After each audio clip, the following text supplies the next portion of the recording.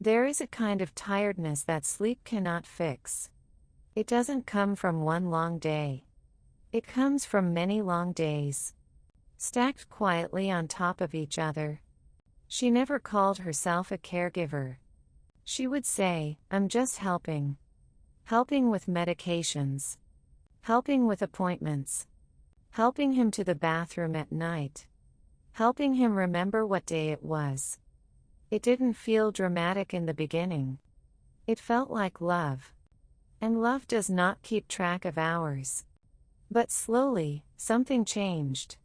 Her mornings began earlier. Her nights grew shorter. Her patience wore thinner. She would sit at the kitchen table after he went to bed, staring at nothing in particular. Exhausted. But still needed. As a retired nurse, I've seen this kind of fatigue many times. Caregiver fatigue does not announce itself loudly. It whispers. It shows up as irritability over small things, trouble sleeping even when you're tired, feeling emotionally numb, crying unexpectedly, forgetting simple tasks, resenting the role. And then feeling guilty for resenting it, and guilt is heavy. She began telling herself, "I shouldn't feel this way. He took care of me for years. It's just a phase. I'm strong. I can handle it." But strength without rest turns into depletion. One afternoon, while helping him from the bed to the chair, she felt her knees give slightly. Not because she was weak. Because she was worn down. Chronic fatigue in caregivers increases risk for falls, medication mistakes, missed warning signs, depression, health decline in the caregiver. Care before crisis does not only apply to the person receiving care. It applies to the caregiver too. Burnout is not failure. It is a biological response to prolonged stress. Your nervous system stays on alert. Your body produces more cortisol. Sleep becomes shallow. Memory becomes foggy.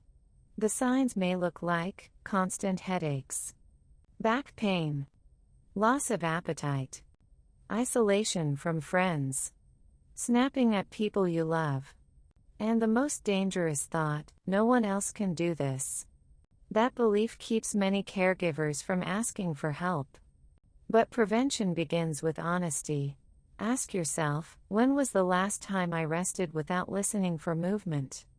When was the last time I left the house just for myself? When was the last time someone checked on me? Support does not mean abandonment. It may mean a visiting nurse once a week, a church member sitting for 2 hours, hiring part-time help, setting boundaries with family members, speaking to your doctor about your own stress. We often focus on preventing medical emergencies.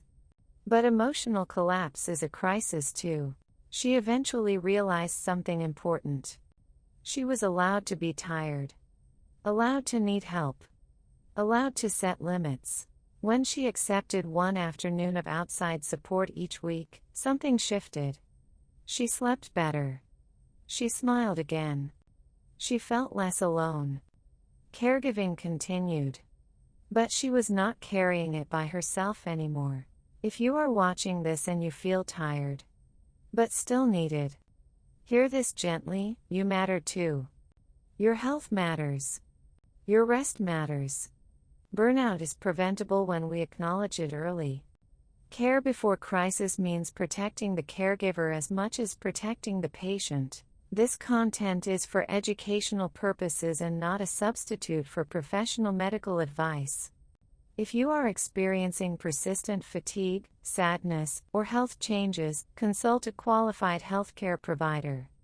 If this message resonated with you, consider subscribing to Care Before Crisis. Because most crises do not start suddenly.